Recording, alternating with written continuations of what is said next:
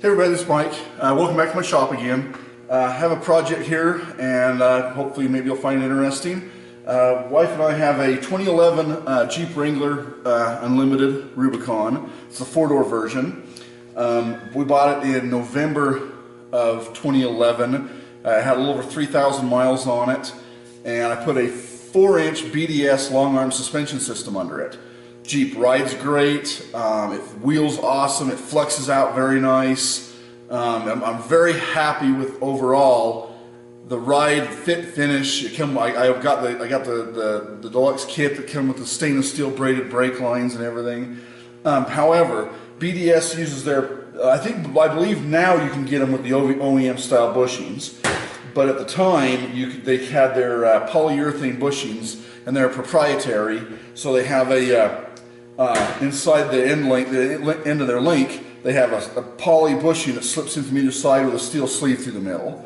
I've got about 40,000 on the odometer, and I've towed it behind our coach probably another 7,000 or 8,000 miles, so just south of 50,000 miles on it. And I've replaced the bushings at the axle ends twice now, and at the frame ends 3 times. So I'm just not happy with that much maintenance on them. I've always been a fan of the actual rubber encapsulated Cleveite OEM style bushings. So this Jeep did not come with these steel rubber encapsulated. They just come with a rubber with a steel sleeve in it. So it was a little different looking at it, a little different than I wanted to do, just to try to put the actual OEMs for that one. So I believe these are off of a TJ, which would be a 97 through 06 Wrangler. And then these ones here, I had to get creative and go through, I printed off the internet, I found a Moog spec sheet that had all of the dimensions and everything. And I believe this was off of I cannot remember, don't quote me, I want to say it was like a Ford Taurus. I wanted to use something that was very readily available, not something oddball, and I want to say this was like off of a Taurus, if I'm not mistaken. But anyway, it takes a 14mm bolt, it fits the I believe it was 2-inch, just over 2.3-inch overall for the axle width, and this other one I believe was 2 1/8. Yeah, 2 1/8, and then the dimension on that was 2 5/8 between the brackets. So I dug through my scrap pile and I found some tubing that I'm going to use to make the big one, the larger ones here first. I'll actually use a 2-inch, but on a Johnny joints they measure them across, so it's a 2-inch. It measures 2 5/8 across. And then it's just a standard right-hand thread. I didn't go with the left. And then the bung I'll cut when I bend up the new links. I'm going to use, I believe it's 1 3/4. It has a 1 1/4 inch ID. So this will slip in, and then I'll weld it. And this will be on the frame end. And then these bushings will be at the axle end. So it should make for a very solid sound. It shouldn't say solid, you don't want your suspension to be solid, but it should be a very sound modification. And I like the rubber a little bit better than the polyurethane. It seems to transfer less road vibrations through. I don't really think I've got a lot of road vibration coming through. I do for my tires, because I'm running a pretty aggressive lug, which I'm getting ready to switch over to the new the KO2s. I've got KM2s on it now, but anyway, before I go do all that, I want to have all my suspension perfect, so I'm going to build new links for it. And again, with the OEM Cleveite style bushing at the frame end, or excuse me, at the axle end, and the Johnny joints at the frame end. So I've got all the links out now. This one here's got a little bit of pull, a little bit of radial movement on it. This one here's got quite a bit. There's probably an 1/8 there. This one, yeah, a good 1/8. Oh shoot, that's probably closer to 3/16. Here's the other one. These end pieces I've rebuilt. These are the two that have the 2 poly bushings that go in with a snap ring on either side, similar to the Johnny joint, but the Johnny joint is a lot better joint than this, I think. I've used them in the past, and I just think they're a lot more durable. They're better built. These have a snap ring on either side. the Johnny joints have a machined there's a land on one side, so you can only put the bushing in from one side. It goes in, there's a washer, the bushing, and another washer and a snap ring. So you only have one snap ring that can really fail, and they're set in a little further than these. There's about 50 some odd thousandths is all from the outside edge into where the snap ring groove is. And I've had 2 of them blow out now, and I've rebushed this end with these poly bushings 3 times now. Let's see, I've got 44,000, I bought the Jeep, had 32, so I put about 41,000 on the odometer driving it. I've towed it probably another 7,000 or 8,000, flat towed it behind the motorhome, and then I've hauled it in our trailer, which you don't get the same effect as towing it down the road, but I strap it to the axles when it's in our enclosed trailer, and it's still, I mean, it's still bouncing a little bit because I don't want to suck the suspension down in the trailer, so I axle strap it, and I probably hauled it in the trailer 3,000 to 5,000, somewhere around there. So I mean, it does have some miles on it, but I know guys have got these Johnny joints that on a couple of forums I've talked to them, and they've gone 60,000 miles on them without rebushing them. Excuse me. My son has them on his and has I don't know, 20,000 or so on them. I know other ones we've worked on that have got upwards in the 30 to 40,000 mile range. So either way, they're a lot. I'm getting a lot more life out of them than these. This end of the link is the one. This other one is proprietary to BDS, and there's probably damn near a 1/4 inch of play right there. And these bushings I've replaced twice in this end, and there's a good 1/4 inch of play slot back and forth there.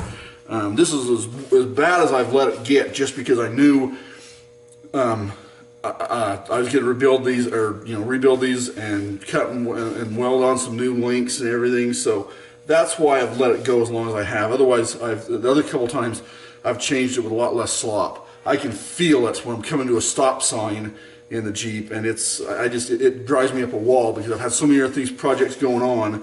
I've been putting this off, and then plus the actual Johnny joint, the forged end has been on back order from Curry for about 5 weeks. So I just got it last week, and so that's why I decided to pull this in and tear it down before we start towing it for the RV season. Okay, so here's the Clevite bushing.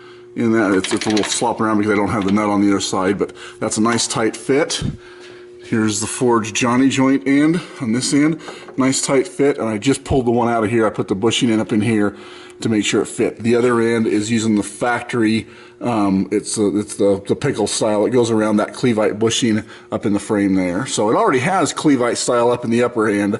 I'm just basically completed off with the rest of them. So the axle right now is just sitting here on pole jacks, and I will get to bending and fish mouthing and welding up tubing.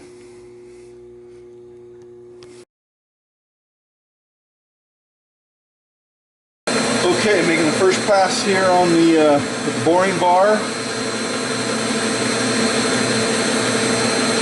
This is my, I believe this is my 3/4 inch boring bar. I've got a 1 inch also, but this one of my 5/8 seem to be my go-tos for the most part.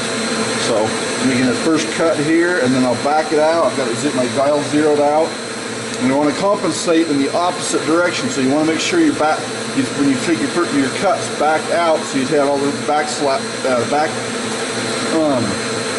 the backlash removed out of your screw. But you want to be in the opposite direction when you're turning. So keep that in mind. And I'm clear. So I'm going to go ahead and back it out. I'll take a measurement. And I'm going to take rough measurements here with my just my digital calipers, and then as I get closer, I'll sneak up with I'll use a snap gauge or a telescoping gauge. And we need for this minor diameter is 2 inch 244 thousandths. So I need to move 237 thousandths. So I know I'm going to at least be 1 revolution out. So I'm just going to come back to 0. I think I'm going to take 50 thousandths at a time here. All right, let's see here. So I've gone 1 complete turnout on the dial. So I've gone out 200 or 100 thousandths there. So let's see how accurate it is. Okay, I started with 2 inch 7 thousandths, and I'm at 2 inch 205 thousandths, 5.5 thousandths. So I'm 1.5 thousandths off in one complete, and I probably, if I took a spring cut, I'd probably be pretty damn close. So I'm really happy with the accuracy of this this Taiwanese lathe. So now I'm going to come in, so I've got that measured.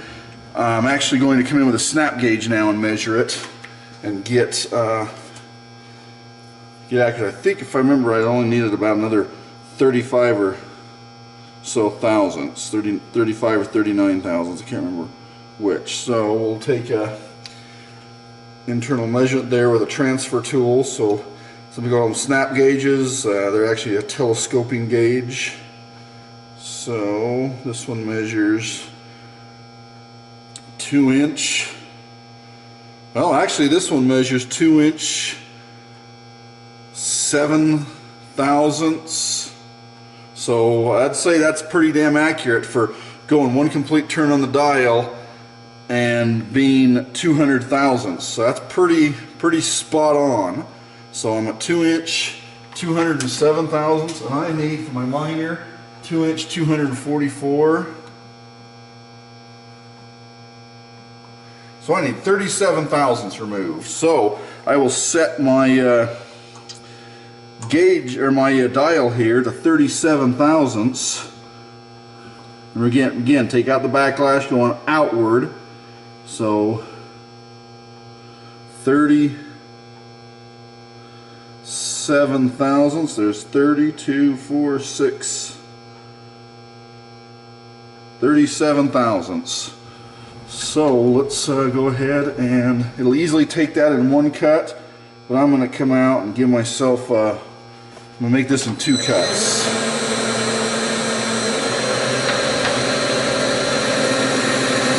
Take all of about 10 thousandths off on the first cut here. Do a quick measurement, and then I'll make a final pass, and then I'll come in 600 thousandths and cut that step in it. I think that's about another, I can't remember, 40 thousandths or so, 39 or 40 thousandths. So.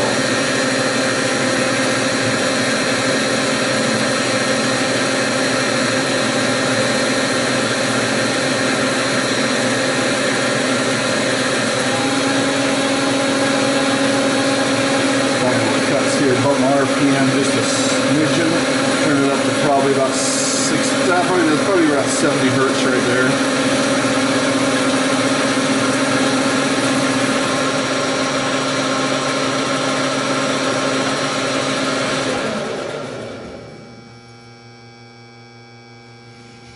Okay, clean a couple of these chips here off.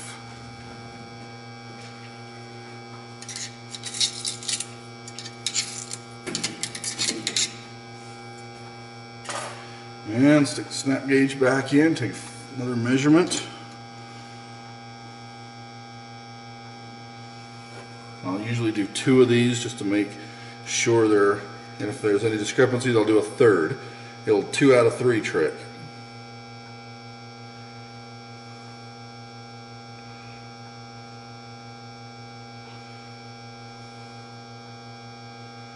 Okay, I'm at 2 inch 27 thousandths. So yep, I need 10 more thousandths. Will put me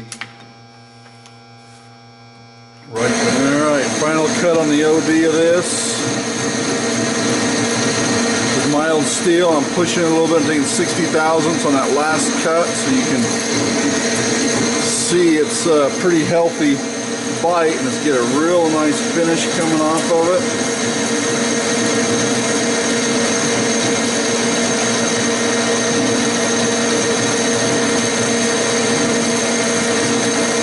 Nice straw, almost bluish color.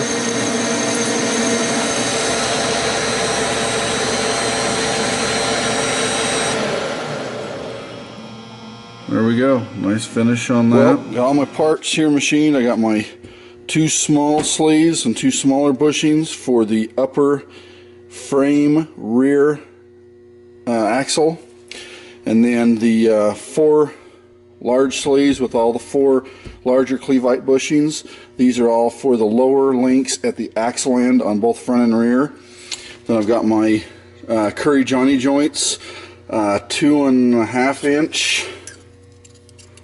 Yeah, 2.5 inch size. They span 2 5/8 across with a 9/16 bolt, and 1 inch 14 thread along with the bung and the nut that will go into the tubing. So these will be at the frame and on both front and rear axles on the lower links. And these are 2 inch